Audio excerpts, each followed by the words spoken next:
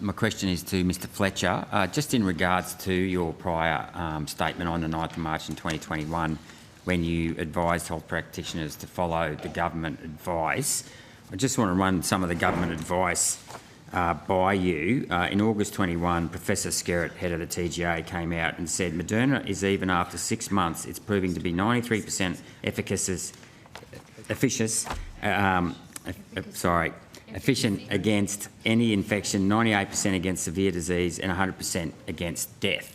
Now, given that we know that it didn't stop infection at all and that we've had a reported death as recognised by the TGA from Moderna, do you, and I should note as well that the general health advice was always that the vaccines were safe and effective, and no missing information such as use in immunocompromised patients, use in frail patients with comorbidities, use in patients with autoimmune or inflammatory disorders, interaction with other vaccines, long-term safety data was ever mentioned as being untested. So this was missing information in the Australian public assessment that came out in January 2021.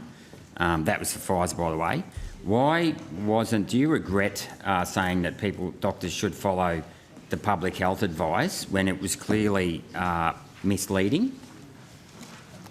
So, Senator, the statement that you're referring to from March 2021, which reflects obligations on registered health practitioners that have been in place way before COVID, indicates that those health practitioners must use their professional judgement and their best available evidence. In terms of the reference points for the evidence, if we were to get a concern expressed to us, we would certainly look to bodies like ATAGI, the TGA and the public health authorities in states and territories in the Commonwealth for that advice. Yeah, and that's the problem. The advice never actually gave a list of all the stuff that wasn't tested. And I should also note that they noted as a potential risk vaccine-associated enhanced disease, okay, which obviously comes with the more shots you get, the greater chance of having your immune system weakened. Now that we're up to the 5th dose, are you advising doctors to warn patients of the risks of vaccine-associated enhanced disease, given that even it was recognised as a potential risk as far back as January 2021? We're advising doctors and all registered health practitioners to use their professional judgement and the best available evidence in their practice. So given that that's a noted potential risk, will you act, given that you put out a statement when the vaccine was originally rolled out, are you going to put out another statement advising doctors of the risk of immune imprinting? We have no plans to put out any further statements. So you're not going to help raise awareness of this potential risk from multiple vaccine shots? Well, at this stage, as I say, we have no plans to put out any further statements. The statement we put out in March 2021 was in response to requests that we were getting from health practitioners for clarification about how their existing obligations under Code of Conducts apply. Well, in other professions, you have to outline the risks of any product.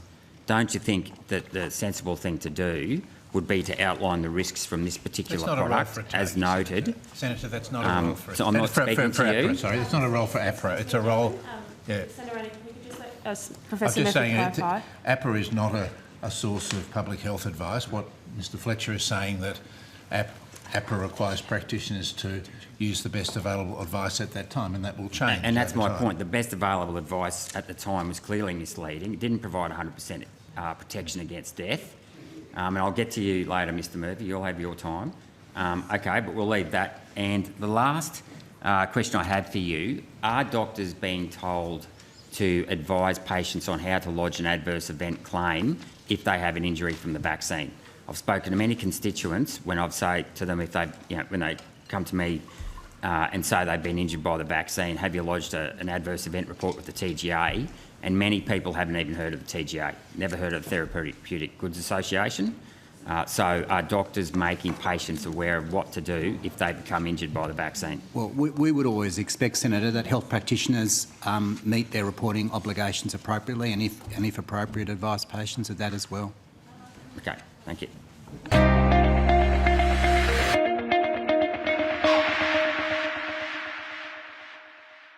Authorised G. Rennick, LNP Chermside.